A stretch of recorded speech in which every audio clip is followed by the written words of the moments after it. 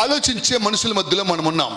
నీ గురించి ఆలోచన చేసే నీ బంధువులు, నీ గురించి ఆలోచన చేసి మీ తల్లిదండ్రులు, మీ గురించి ఆలోచన చేసి మీ అక్క చెల్లెండ్లు, మీ గురించి ఆలోచన చేసి మీ అన్నదమ్ములు, మీ గురించి ఆలోచన చేసి మీ మిత్రులు, మీ గురించి ఆలోచన చేసి మీ సేవకులు, మీ గురించి ఆలోచన చేసి దేవుని యొక్క దైవజనులు,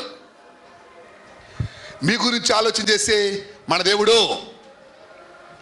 ప్రతి ఒక్కరూ ఒక్కొక్కరు ఒక్కో రకముగా యోచనలు చేస్తుంటారు, ఆలోచన చేస్తుంటారు.